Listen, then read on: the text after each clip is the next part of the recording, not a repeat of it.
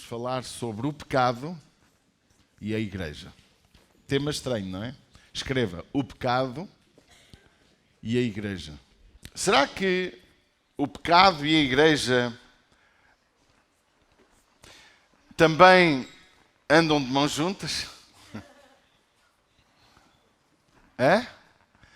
Eu não sei o que é que Deus tem para me dar, porque eu, embora tenha escrito, hoje quando fui ver o iPad não tinha bateria, que eu gosto de escrever no iPad, posso corrigir, subir para ali, subir para lá, é mais fácil, não é? E realmente eu estava assim, meu Deus, mas que coisa. Eu escrevi uma frase há algum tempo atrás, que foi a base da inspiração, não é? A base da inspiração desta meditação, uma frase que eu digo assim, eu devia estar maluco. E eu escrevi: a igreja precisa de estar preparada para o pecado do próximo. Quem é o próximo? Quem é o próximo? Alô? Estamos cá. Quem é o próximo? Somos nós, sou eu sou o teu próximo e tu és o meu próximo.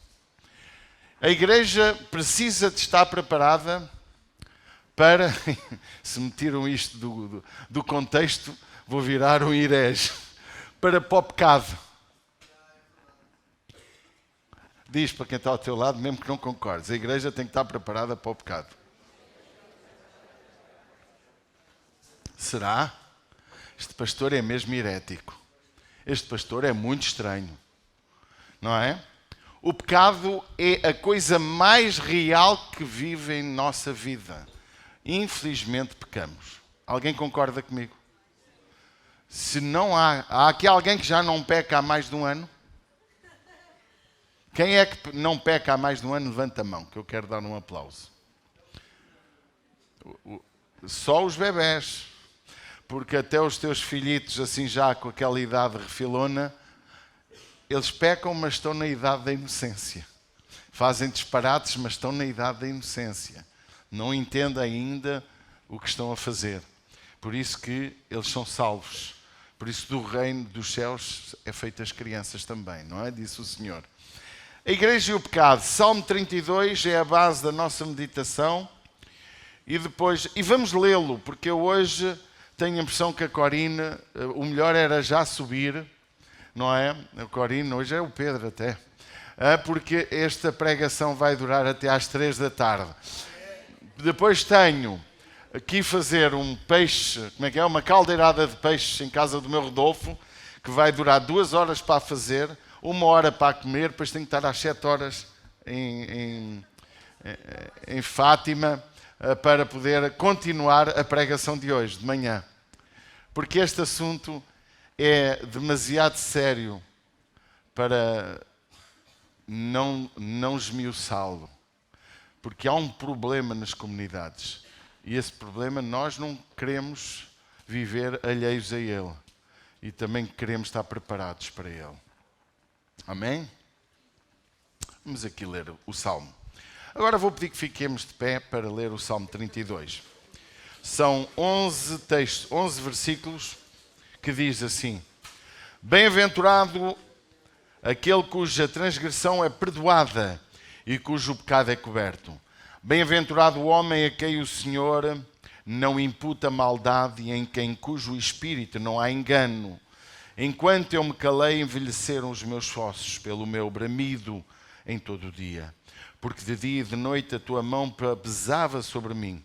O meu amor se tornou em sequidão de estilo.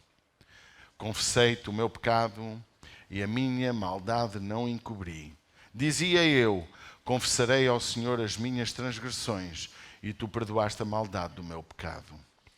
Pelo que todo aquele que é santo orará a ti, a tempo de te poder achar. Até ao transbordar de muitas águas, estas a ele não chegarão. Tu és o lugar em que me escondo. Tu me preservas na angústia. Tu me cinges de alegres cantos de livramento. Instruir-te-ei, ensinar-te-ei o caminho que deves seguir. Guiar-te-ei com os meus olhos.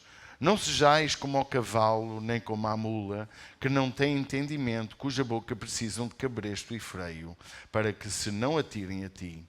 O ímpio tem muitas dores, mas aquele que confia no Senhor, a misericórdia o cercará. Alegrai-vos no Senhor, regozijai-vos, vós os justos, e cantai alegremente todos vós que sois retos de coração. Podem tomar os vossos lugares, amém? A igreja e o pecado é o tema. A igreja é sem dúvida o que é a igreja. A igreja somos nós, são todo o conjunto de cristãos no mundo que têm e professam a mesma fé em Cristo Jesus. Às vezes com pontos divergentes, pontos de vista com alguma alteração, mas a essência do ser cristão tem a ver com o seu caráter, tem a ver com a essência do seu ser, tem a ver com aquilo que domina o seu coração, quem habita a sua vida. Aí torna-o verdadeiramente cristão.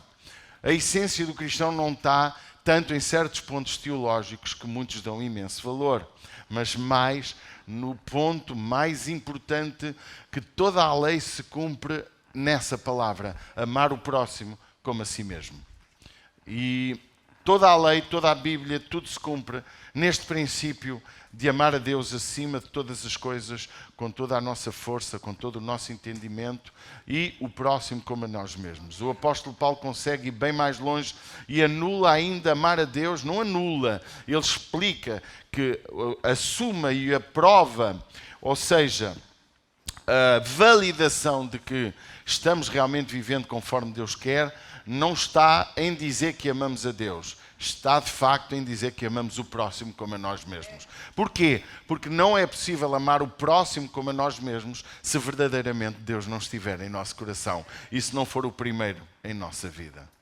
Por isso que eu, para amar o próximo, tenho que amar a Deus acima de todas as coisas, com toda a minha força, com todo o meu entendimento, com todo o meu intelecto. E só a seguir que eu consigo amar o próximo.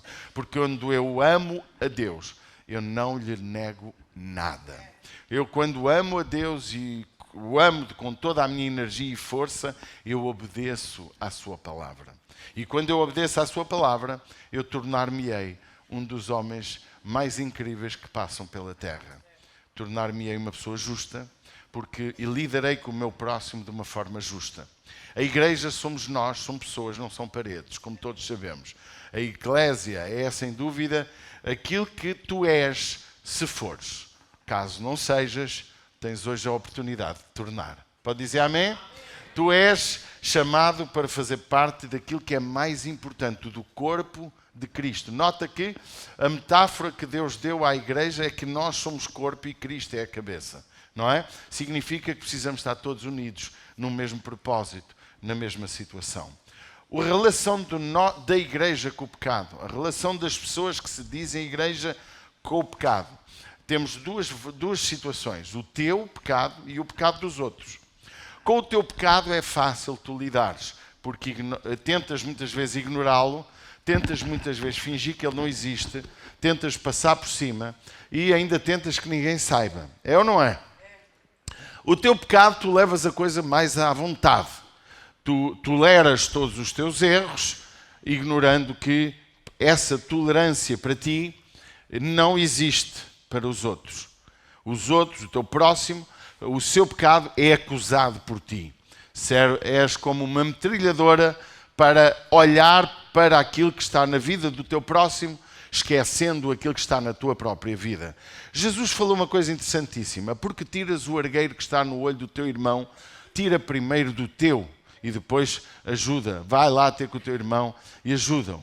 Eu acho que só teremos autoridade espiritual para ajudar um irmão quando também essa autoridade está em nós e quando conseguimos, através do nosso exemplo, poder dizer ao nosso irmão, muitas vezes dizer o que eu vou dizer, mas não tem que ser necessariamente assim.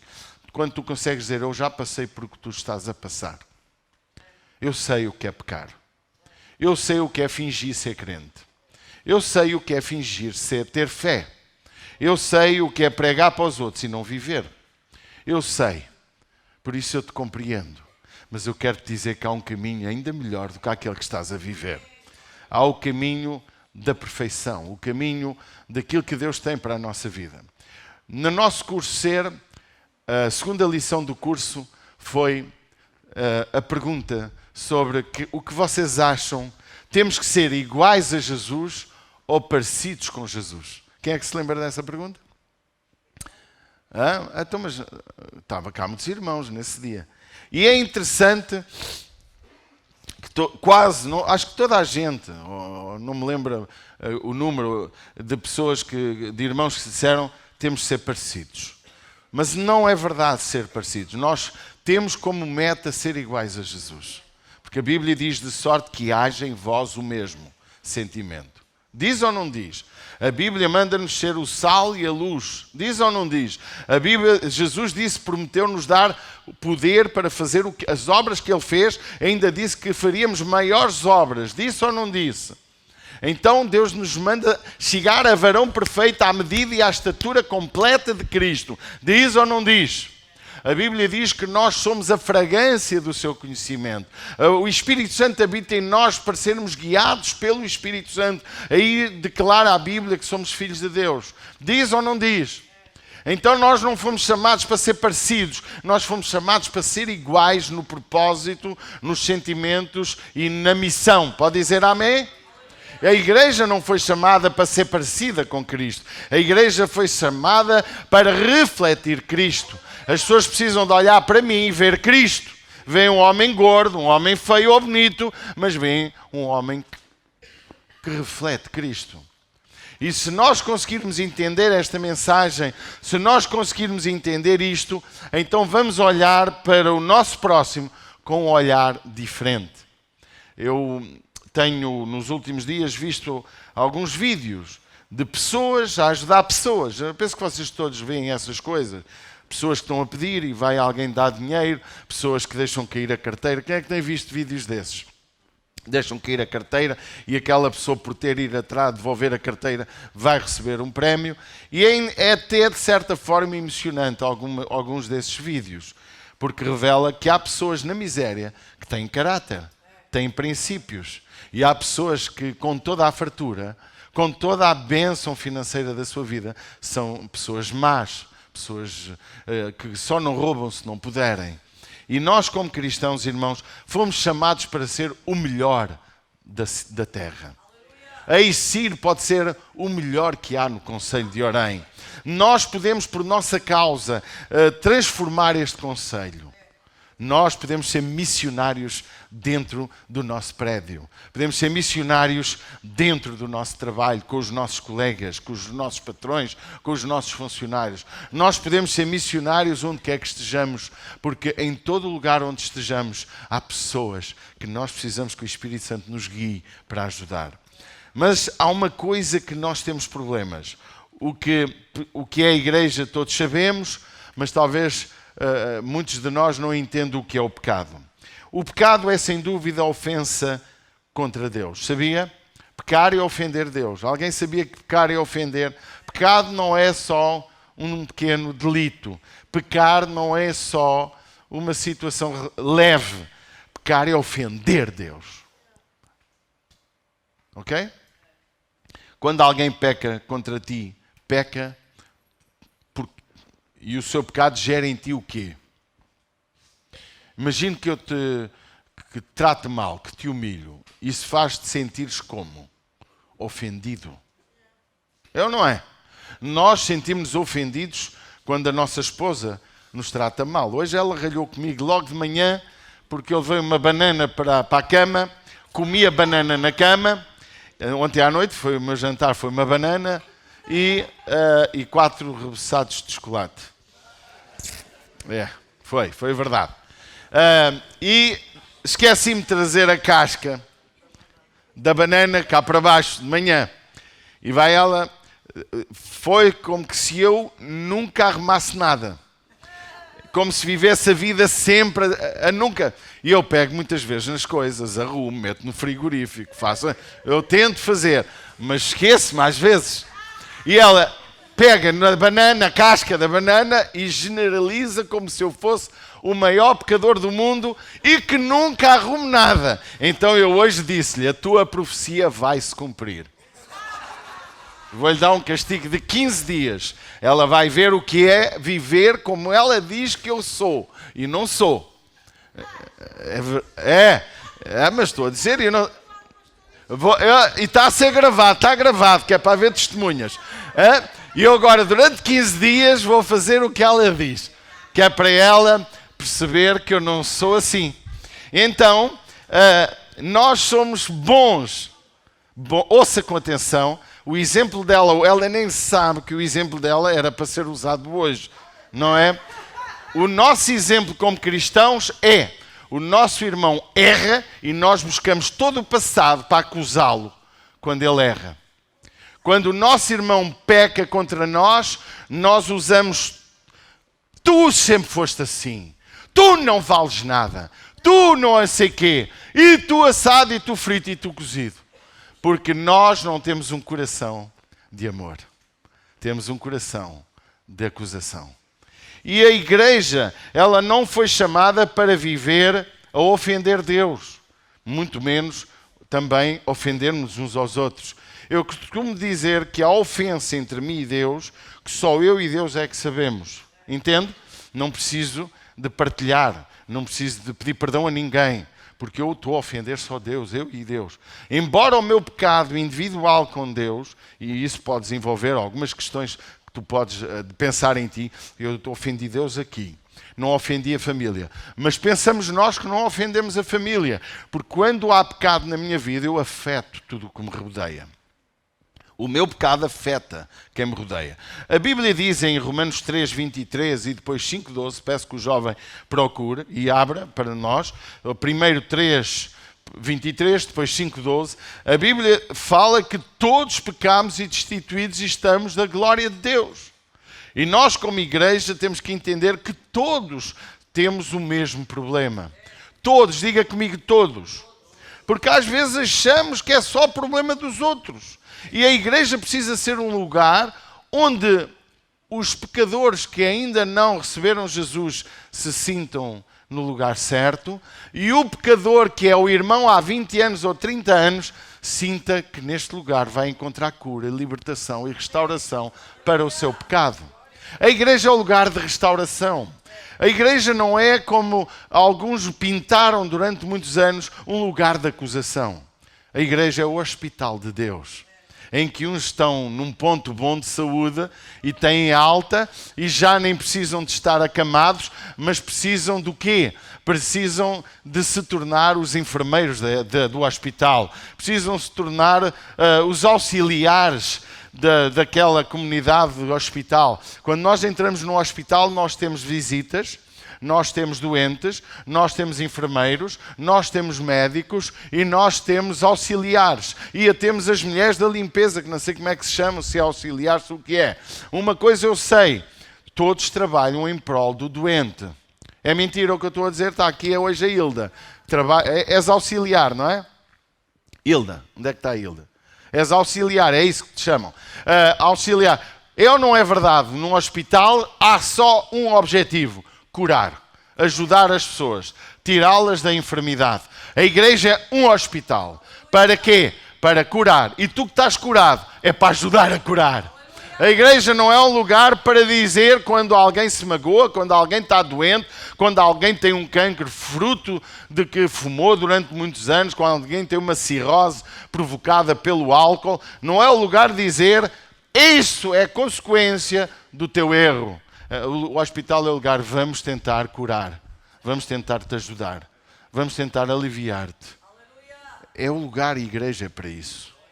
E nós como igreja temos que aprender que é necessário isso. Em Romanos 5,12, como eu pedi para colocarem, ele também é um texto que nos mostra algo muito importante. Portanto, assim como por um homem só entrou o pecado no mundo e pelo pecado a morte, assim também a morte passou a todos os homens, porquanto todos pecaram. Logo, somos todos farinha do mesmo saco. Alguém concorda comigo? Somos ou não somos? Farinha do mesmo saco. Eu ontem partilhava com os 30 e tal irmãos que estavam no Connected quando estava falando sobre um determinado ponto, partilhava que Deus, não é? É um Deus que trabalha connosco hoje, na medida de hoje, da nossa fé. Hoje, Deus olha para mim e vê que eu estou com fé para ser curado e Ele cura-me. Independentemente se Ele sabe ou não que eu amanhã me vou desviar dEle. Deus trabalha connosco na base do hoje. Diga comigo, Deus hoje está a olhar para mim. Mas amanhã vai olhar igual. E vai estar à espera de ti para que tu possas dizer: Pai, estou aqui, preciso da tua ajuda. O pecado é a ofensa de Deus, o pecado é a separação de Deus, o pecado nos separa completamente de Deus, porque todos pecaram e destituídos estão da glória de Deus. Isto é, foi Jesus que pagou naturalmente o preço de todos os nossos pecados. O nosso pecado tem solução, mas só há um caminho para a solução que começámos na leitura de realmente do Salmo 32. Como lidar com a ofensa, sendo amigos do ofensor, sem concordar com aquele que ofende. Como devo eu, como igreja, como cristão, lidar com o pecador, com a pessoa que errou, com a pessoa que fez errado? Como? Olhando para ele com amor, não amando o seu pecado, não concordando com o seu erro, dizendo-lhe aquilo que ele pode precisar de ouvir com amor, diga com amor, porque a palavra certa sem amor mata, a palavra certa com amor e na hora certa cura. Vocês entendem o que eu estou a falar? E a igreja tem que ser este lugar. A igreja não pode ser um lugar em que quando nós vemos um irmão a errar, todos estamos de armas apontadas. Vocês viram que Cristiano Ronaldo, no meu ponto de vista, errou no último clube que ele teve, ou não soube lidar com a situação da perda do seu querido filho.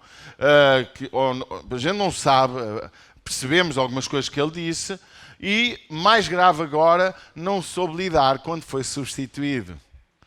Eles tentaram ali minimizar a coisa, mas acabou-se por ver que o treinador percebeu que realmente ele ficou chateado, embora o tenha defendido.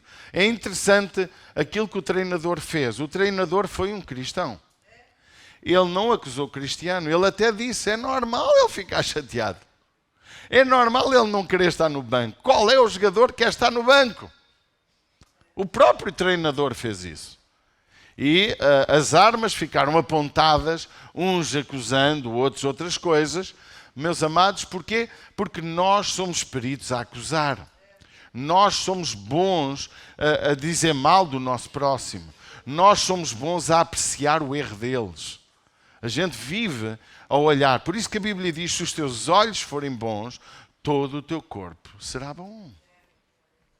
E que olhos temos nós para olhar o nosso irmão? Será que conseguimos olhar para o nosso irmão que vemos que ele está a cometer um erro e damos-lhe uma nova oportunidade? Irmãos queridos, como lidar com o ofensor? Sendo amigos dele. Pode dizer amém. Eu quero diz para quem está ao teu lado, porque é um ofensor. Quem está ao teu lado ofende Deus e a ti se calhar também. Diz: eu te amo. Ó pecador redimido, eu te amo. Ó ofensor, eu te amo. Diz um para o outro: tu és um ofensor. Tu já me ofendeste e ofendes Deus. Diz, porque é verdade. Não é? Diz lá para a tua esposa: estás a ver? O que é que o pastor está a dizer? Parece que ele esteve lá em nossa casa. Diz-lhe. Diz-lhe que eu sei. Nós temos que entender como podemos olhar para o ofensor, amando-o, não concordando com o seu erro, mas ajudando-o a libertar do seu erro. Deixe-me dizer-lhe uma coisa. Há pecados na nossa vida, do nosso passado, que ainda hoje nos afetam. Alguém concorda comigo? Eu estou a ser gravado e às vezes é preciso algum cuidado, porque depois separam as frases e juntam frases e tiram do contexto, e depois é um problema. Depois ficamos mal vistos. Mas eu também não estou muito ralado com isso. Imagino que tu na tua origem tiveste situações, quando eras jovem, de pecado, que te trouxeram muito prazer, seja o que for, até droga, álcool, ou outra coisa qualquer, ou um vício de qualquer outra coisa, que hoje és cristão, não praticas, mas sentes atração. Sentes ou não sentes? Desejas ou não desejas? O desejo, ele muitas vezes vem ao nosso coração. Eu vou-lhe dizer quando é que o desejo vem. Quando nós enfraquecemos espiritualmente. Quando nós deixamos de alimentar a parte espiritual na nossa vida. Quando começamos a descuidar. Quando começamos a desvalorizar as coisas pequenas. Diga comigo pequenas. Quando eu desvalorizo uma coisa pequena, pode ser uma situação pequena, eu começo a entrar em derrapagem. Sabe quando é que se tem os maiores acidentes de carro, por exemplo? É quando somos muito bons condutores. Não é quando temos medo de conduzir. Não é quando conduzimos a 40, como a minha mulher faz, que vai ali na autoestrada a 45 a hora, porque não pode conduzir a menos de 45. Raramente temos acidentes. Mas quando nós vamos a 180 e estamos descontraídos e ligamos o rádio e vamos e fazemos 1000 quilómetros na boa e chegamos lá, uau, grande condutor que eu sou, e aparece um obstáculo e a gente desvia-se e toda. Epá, este gajo conduz bem. É aí que, de modo geral, se morre de acidente. Porque nós desvalorizamos, quando vamos devagar, então quase nem olhamos para a estrada porque o carro sabe o caminho. Sério. Nós ferimos-nos quando nos descuidamos, quando temos autoconfiança excessiva. Assim é a nossa vida com Deus. Quando deixamos estar tudo resolvido e começamos a descuidar a oração, começamos a descuidar a maneira como lidamos com o nosso irmão, uns com os outros, começamos a achar que o nosso irmão aguenta com toda a nossa parvoíce e nós começamos a perder a essência de olhar para o nosso irmão com maior cuidado. Também temos que olhar para o ofensor mostrando o caminho do perdão. Alguém concorda comigo? O Salmo 32:5 diz isso. Confessei-te o meu pecado e a minha maldade não encobri. Dizia eu, confessarei ao Senhor as minhas transgressões e tu perdoaste a maldade do meu pecado. Veja, maldade do meu pecado. É que não foi só um deslize, foi um deslize com maldade. Ok? Foi com maldade. Está aqui, tu perdoaste a maldade do meu pecado. O salmista, neste momento, esta declaração do Salmo 32, ela revela que é bem-aventurado aquele que a transgressão é perdoada. Bem-aventurado torna-se a pessoa mais feliz, mais do que feliz. É uma felicidade acima do normal. Porquê? E quando eu encontro o caminho do perdão, e eu preciso de resolver o meu pecado com Deus, e o meu pecado é resolvido como? Com arrependimento, com o confessar. A Bíblia é interessante que a Igreja Católica Apostólica Romana criou um programa de confessionário que nós não usamos, e não concordo também com a forma que eles têm, mas eu concordo que muitas vezes o confessar do meu pecado a Deus resolve o meu problema. Mas quando a Bíblia diz confessai os vossos pecados uns aos outros para que sareis, também altera tudo, porque o meu pecado é muitas vezes o pecado de muitos, só que quando eu declaro como eu encontrei paz, perdão, restauração, o meu confessar diante de todos traz cura para os outros também. Mostra o caminho. E é interessante que nós, muitas vezes, a igreja está a perder a essência do que é confessar o seu pecado. Eu não tenho necessidade de confessar os meus pecados perante a igreja, nem é um programa da igreja. Mas há bem pouco tempo uma irmã subiu a este altar e falou isso, que estava em falha, estava-se a sentir afastada de Deus, porque isto, porque aquilo, e isso traz cura aos outros. Quando alguém sente que a sua experiência errada pode trazer benefício para os outros. E o salmista diz, eu confessei-te o meu pecado. O salmista no Salmo 51, ele diz, contra ti somente pequei e fiz o que parecia mal aos teus olhos. Lembram-se? E nós temos que entender, irmãos, que a nossa vida só alcança libertação com o confessar do nosso pecado. Há pecados que só tens de confessar a Deus. Há pecados que tens que resolver com o teu próximo.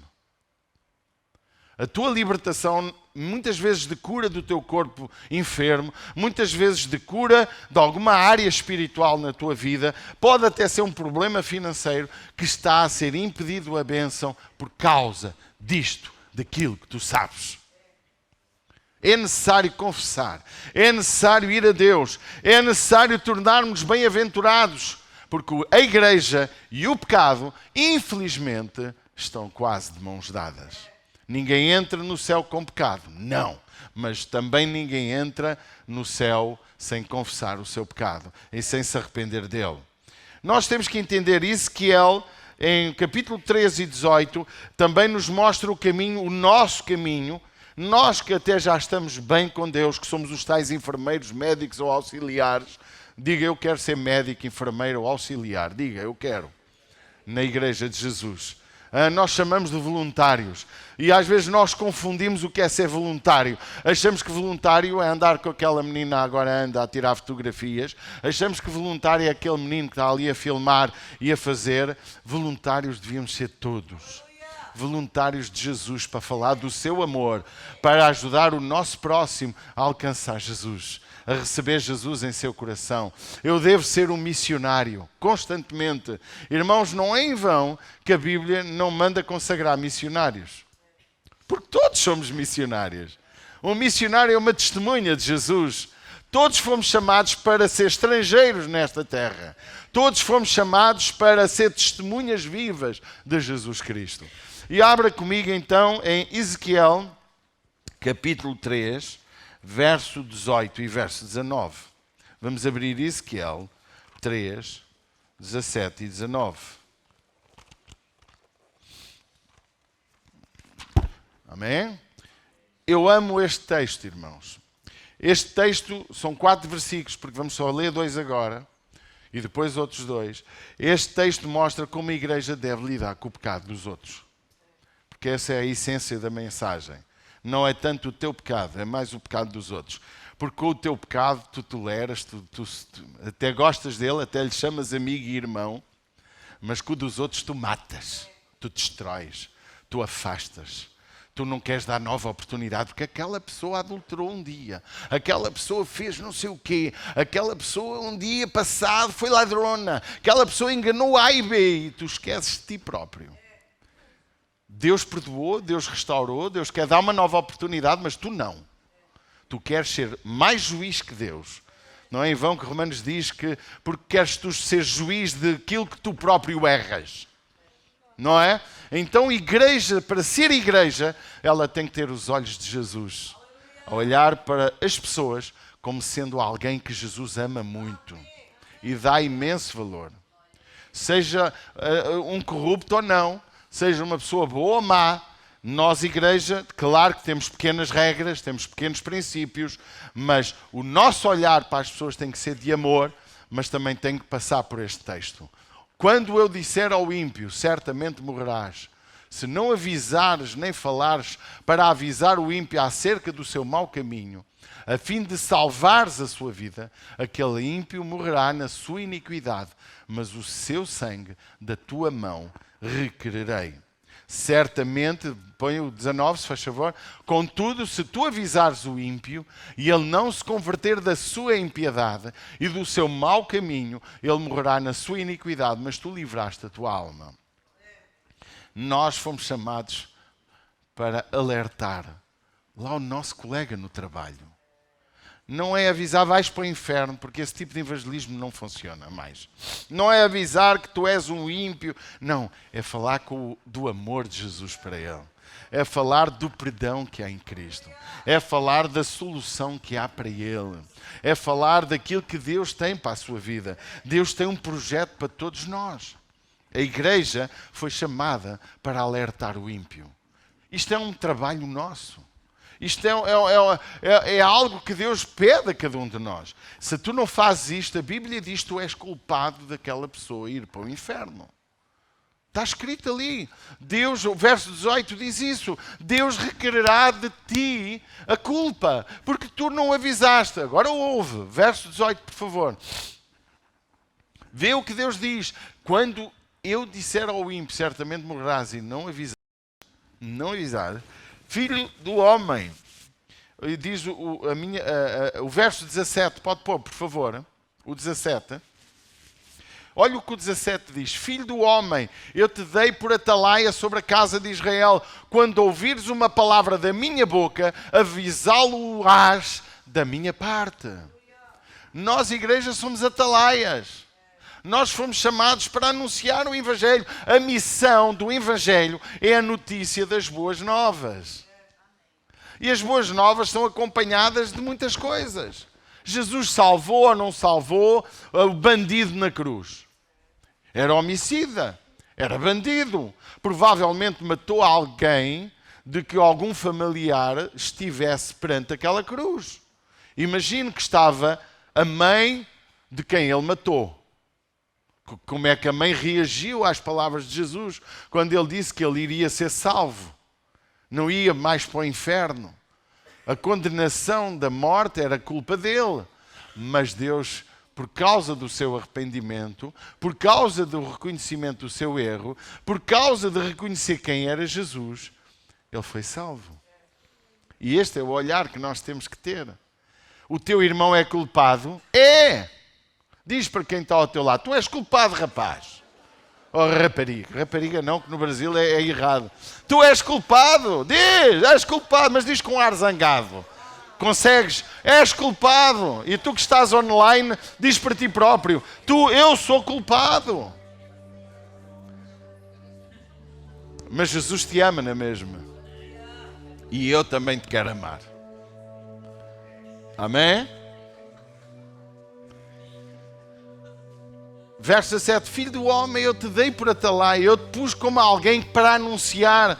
E Deus, irmãos, o Espírito Santo te diz para falar algo a alguém, fala com amor. Fala com carinho. Fala com alguém que quer alimentar a esperança. O mundo tem que ver que a igreja é este lugar. Não sejas cobrador. Não vivas a cobrar de ninguém nenhum benefício. Agora vamos ver o verso 20 e o verso 21. O primeiro texto é para ímpio. Quem é ímpio? Ímpio é todo aquele que não aceita nem conhece Deus. Olha o que diz a seguir. É que a maioria dos pastores e pregadores não falam deste texto. Semelhantemente, quando o justo se desviar da sua justiça... Olha, quem é o justo? À partida somos nós, a igreja, ou não? Somos ou não somos? Está numa linguagem do Antigo Testamento, não é? Mas os princípios do Novo são iguais. Certamente, semelhantemente, quando o justo se desviar da sua justiça e praticar a iniquidade, porque é que vem a palavra iniquidade e não impiedade? Porque iniquidade é o pecado com consciência. É para gente que conhece a palavra de Deus. Quando vier a iniquidade, eu puser diante dele um tropeço. Deus até põe tropeços na vida do justo para que ele perceba, diante dele um tropeço, ele morrerá, porque não o avisaste no seu pecado. Morrerá. E não serão lembradas as suas ações de justiça que tiver praticado, mas o seu sangue da tua mão requererei. Ou seja, o justo, aquele que anda na igreja há 20 anos ou há 30, que começou a desviar-se e nós nada fizemos, Deus pode requerer de nós a culpa. Alô? Mais baixinho, por favor. Ouça com muita atenção. Deus pode requerer de nós.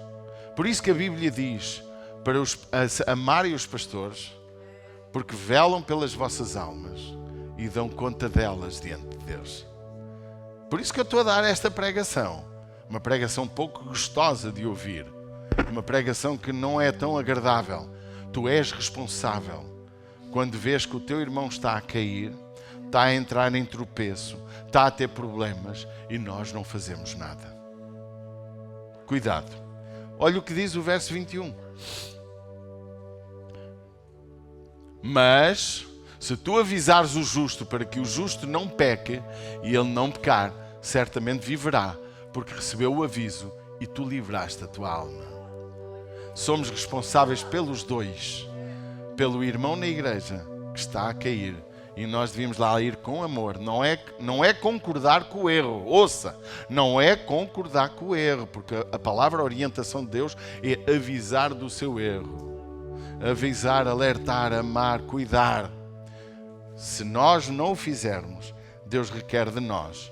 Porque às vezes há pessoas hoje nas comunidades que, em vez de alertarem o homem de Deus, a pessoa que tem Deus, a pessoa que anda na igreja, em vez de o alertar do seu erro, ainda aprovam o seu erro. Ainda dizem amém àquilo que é errado. Ainda se reúnem para murmurar, ainda se reúnem para fazer errado. E Deus diz que requererá da tua vida a sua alma. Queridos, é muito importante nós compreendermos o propósito de Deus para a nossa vida. Nós fomos chamados para restaurar a vida dos outros. Fomos chamados para ajudar o ofendido, o ofensor também. Nós fomos chamados para, quando ofendemos alguém, restituirmos o que foi retirado. Pode ser a honra. Quantas vezes nós desonramos alguém e precisamos de restituir? Pode ser honra, pode ser mentira, pode ser humilhação. Precisamos de dar àquele que nós erramos. Precisamos de lá ir e dizer: olha, eu te peço perdão. Porque uma coisa é o meu pecado com Deus, outra coisa é o meu pecado com o meu próximo. Não é em vão que Jesus ensinou a orar, e na oração diz, logo a seguir Jesus ensinou para perdoarmos. Porque se não perdoarmos, não somos perdoados. A igreja, a comunidade precisa de estar preparada para o pecado do próximo. Diga, eu preciso estar preparado para ver o pecado no meu irmão e ajudá-lo a sair dele. O pecado de cada um precisa de ser olhado com misericórdia. Pode dizer amém? Não vale a pena nós olharmos para o irmão que pecou e dizer: ele precisa de castigo. Não é por aí o carreiro. O carreiro é ajudar o nosso irmão a receber a libertação. A igreja não pode amar nem aceitar o pecado. Pode dizer amém? Mas precisa de amar e receber o pecador. Seja ele um ímpio, seja ele alguém que já fazia parte da igreja. Jesus amava os pecadores sem concordar com o seu pecado. A igreja precisa de estar preparada para ajudar, recuperar, restaurar os pecadores de dentro da própria igreja. Às vezes nós temos irmãos na igreja há 20 ou 30 anos, que, porque a gente acha que eles estão firmes, a sua vida está cada vez mais funda. E nós precisamos de amá-los na mesma. Cuidar dos mais velhos. Irmãos, às vezes nós nos concentramos tanto nos novos que chegam à igreja que nos vamos esquecendo dos velhos da igreja. Foram eles também os fundadores da mesma. E nós precisamos ter cuidado. Não só os velhos criticar os novos, como os novos não criticar os velhos. A igreja tem que ser um lugar de prazer, um lugar de cura, de restauração, de libertação. Pode dizer amém? Há o perigo de deixarmos morrer os que erram na igreja sem os tentar ajudar. Igreja, nós não podemos deixar morrer o nosso irmão sem o ajudar a viver. Há mortes que já não se conseguem impedir. Há pessoas que não conseguem ter arrependimento. Há pessoas que não querem reconciliação. A Bíblia chama os irreconciliáveis. A Bíblia chama de irreconciliáveis. Há pessoas que não são reconciliáveis.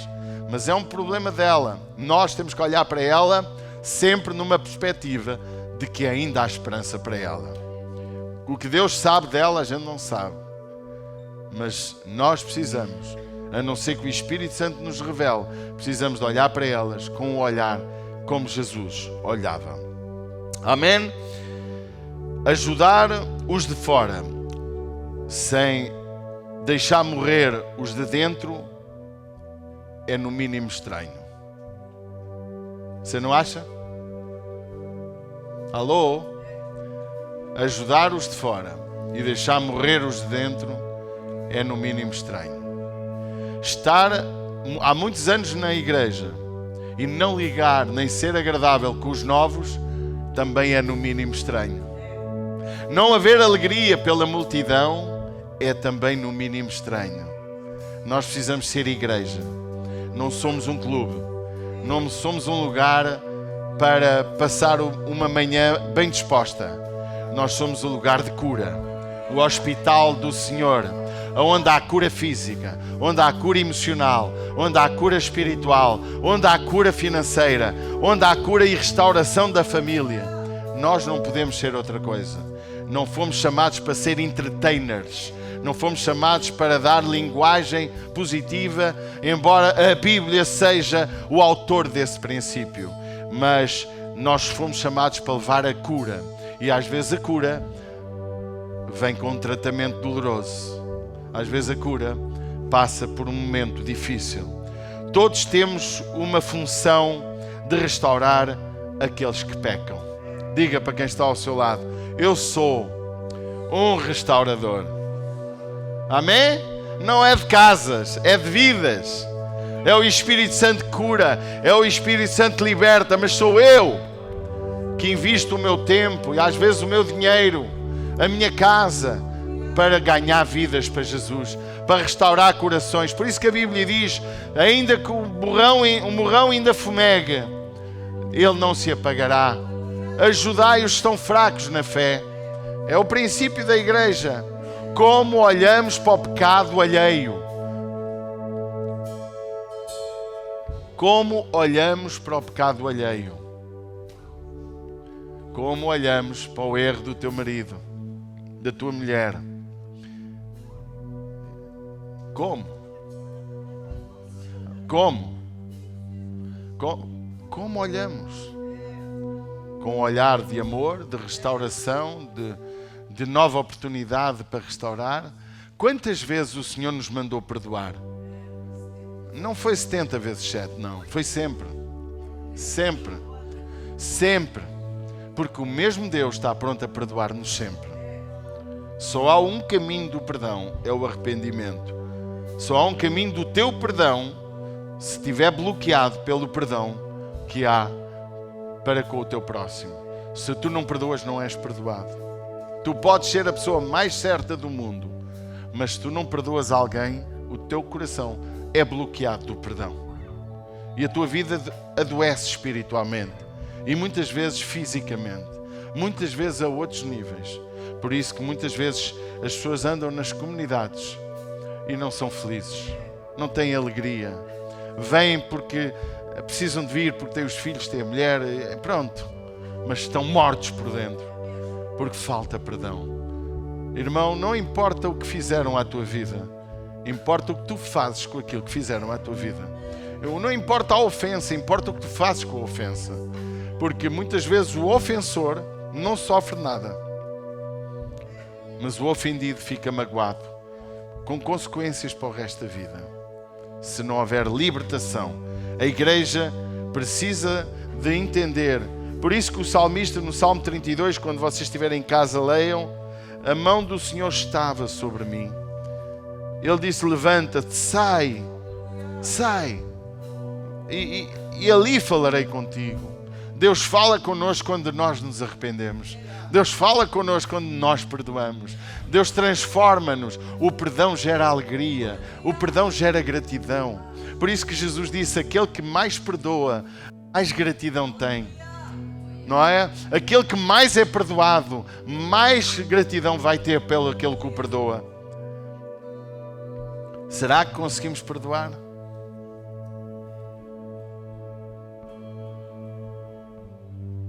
Vamos ficar de pé.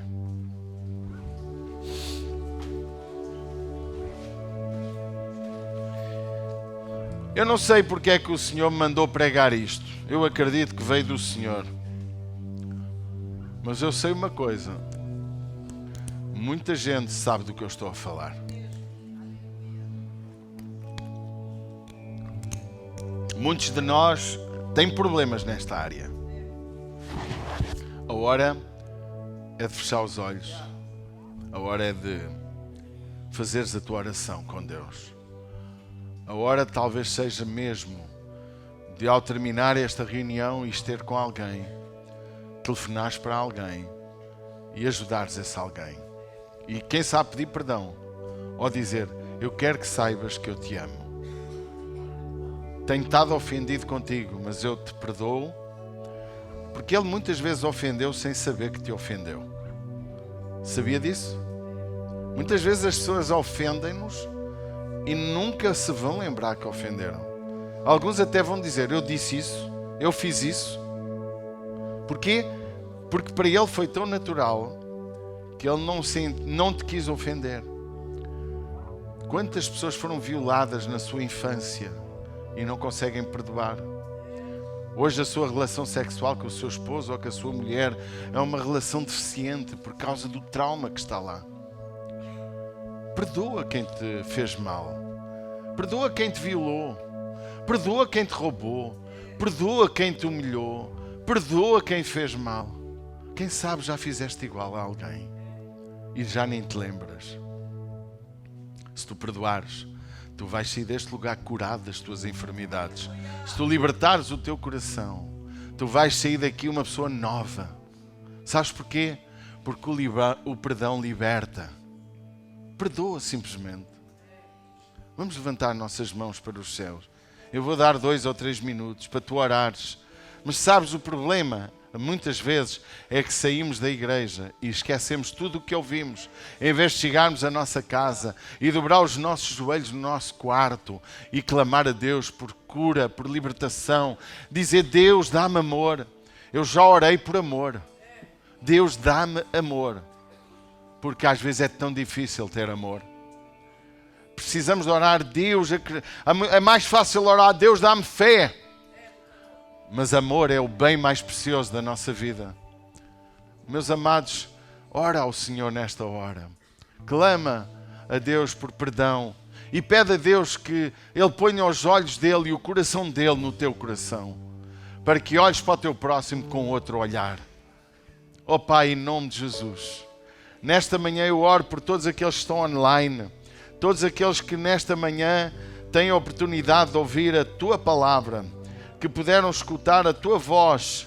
Pai, em nome de Jesus, eu oro para que dês paz, alegria, restauração a todos aqueles que estão ouvindo e irão ouvir a Tua palavra. Pai, que Tu possas trazer cura, trazer libertação, trazer restauração. Em nome de Jesus e para a Tua glória. Amém e amém.